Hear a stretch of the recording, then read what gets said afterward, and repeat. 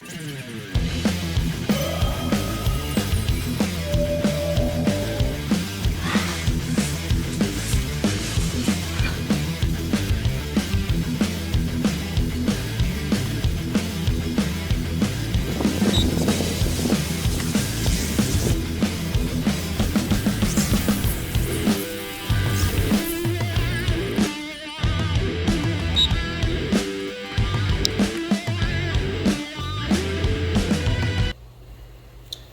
today I'm at Cumberland Gap High School. We're talking Panthers football with Coach McPherson. If you don't care, Coach, talk a little about how the practice season is going for you. Typical. It's kind of always kind of a grind.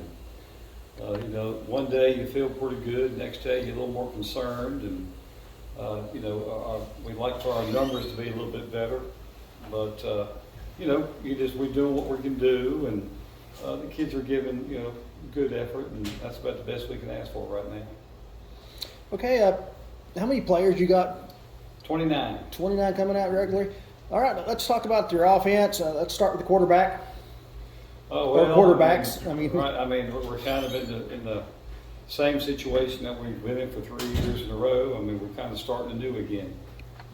Lock that, Mark, if you could. So we're kind of starting from back to phase one. We'll have a quarterback who has never taken a varsity snap, so for the third consecutive year. And that's the Brooks kid, Alan Brooks. He started as a freshman, a little bit of tight end last year. He played some running back, so he's got some varsity experience. But he's come along, and of course Hunter Gibson. Hunter played for us last year, and he can jump right in and do it.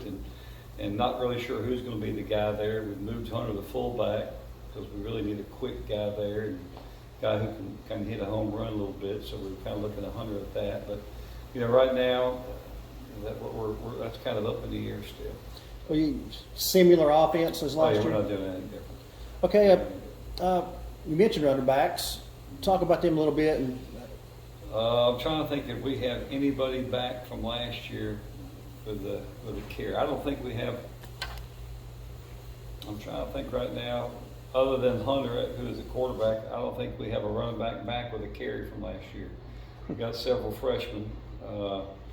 Landon Eldridge, who's a sophomore, who got hurt last year and really didn't play much of any. Hunter Will Hoyt, who didn't get any carries last year. He played about half the season before he had some issues. Noah Meyer, who's a freshman, Hunter Sturgill, who's a freshman, Jaden Pierman, who's a freshman, JJ Jacobs, who's a freshman, and Aiden Peters, who's a freshman. So those are all guys who are in there competing, but they're all young and don't have any experience right now. Okay, wide receiver wise. Peters, Vincent Hensley, and the Jacobs kid, those three. So. Okay, offensive line. Do you like what you see? Yeah, we're young again, and that's Jordan. I keep saying Jacobs. I had a Jacobs kid years ago, so that's Jordan. I'm sorry. Offensive line, we've got McCorkle back, who played about 6 games last year before he was out with injury. Landon Dunn at center, who got hurt week 1 last year, so he doesn't have a ton of experience. LJ Vaught, who started a couple of games last year towards the end. John Smith, who's a sophomore, who started a couple of games John McOwens, who started a couple of games last year. And Jacob Claggett, who's a freshman tight end. So we don't have a ton of experience there, so we're going to have to grind on it. Caleb Irvin, who's a junior, who's came out for the first time. He's never played before, but he's getting some reps in there for us also. Okay, let's move to defense. You had an exciting secondary last year. A lot of big plays there. What do you think about them this year? All gone. All gone. So we'll be completely new in the secondary from last year. Right now we've got a couple of freshmen at corner with the Peters kid and the Hensley kid. We've got the the Myers kid at safety, Tanner Brim at safety, who's another freshman who started for us the other day, did a good job. And of course Gibson's back, who got some time last year, but we're going to be pretty young in the secondary. So we lost a couple of seniors, and then we lost a couple of other kids who aren't with us anymore. So, will you have a true linebacker group? Yeah, I've got Merrick Russell, who's a sophomore, Jaden Pearman, inside linebacker, freshman, Hunter Sturgill, inside linebacker, freshman. The Will Hoyt kid is a junior, and Brooks kid on the outside as a junior, and Landon Eldridge, who will also be out there as sophomore. Kicking game. Have you? I think we'll be a little bit. We've got 2 or 3 young kids who can kick, so we feel like we're going to be able to be a little bit better in that area.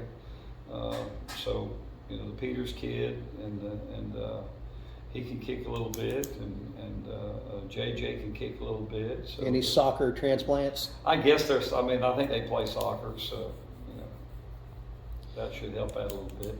Okay, you got a little district change in schedule-wise. Talk about that. Well, West Green and Eagleton. I mean, West Green, I figure is very similar to the other Green schools, South Green and so forth. And Eagleton, I'm hearing a lot of stuff about Eagleton. It's a new high school. They got a super nice facility. I think they're located between Maryville and Alcoa, from what I've been told. So, speculation is they're going to be really good. Maybe not as strong this year because they're not going to have a senior class, but in the future, I think people are looking for big things for them. So that, a couple of tough additions, and I mean Hampton will be strong again. I think South Green's going to be pretty good, and so it'll be a tough region again. Yes, sir. Who's helping you this year? That shouldn't take long. No, I got my son here right now, and we had some other folks that we thought we were going to be available and didn't work out, and I'd like to add maybe some others. I've talked to a few folks, and it's just difficult to find. You want to find people that you're comfortable with, and they're comfortable with you, and that's not an easy thing. And I think people think sometimes you can just grab anybody and say, "Hey, come on and help me." And it doesn't work that way in football. There's too much going on. So, if I can find some people I'm comfortable with, and we'll add them on. I'd like to get some people who are in our building. That's kind of my goal, to find people in our building, because that's such a crucial thing to have coaches in the building. And it is what it is, and we'll just do the best we can for now. Okay, if you have, or you have a moment here to say something to Panther Nation about this team, about the season. I mean, we're young. Give us time. Be patient with us, and if we can avoid some catastrophic injuries, then I think, as the season progresses, I feel like we're going to get better and better and better. And I hope by week 10 we're a lot better than we were week 1. And we do have a lot of young guys, and this is a nice group of youngsters. And we've got some older kids who are providing us some good leadership now. So be patient with us, give us some time, and hopefully we'll be better at the end of the year than where we start. Okay, I want to add one more question. The numbers being around 30. Mm-hmm.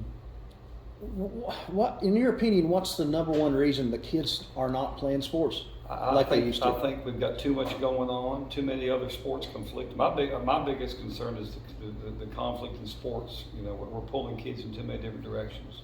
We're asking kids to do certain things year round, and it's just too much. And we have a unique middle school situation here, where our middle school is not really school centered. You need middle schools, you need coaches in the middle school that are advocating for your sport. That generates interest. For every coach you have in the building, you can add 5 to your roster. Just that simple. Every coach, because they're going to reach out to kids, they're going to make connections with kids, they're going to interact with kids, and that's going to add to your roster. So, I think we're conflicting kids too much, asking them to do too many things. We've got this year-round concept of I'll play something year-round, and that's going to enhance my ability to get a college scholarship, and that's great. I don't know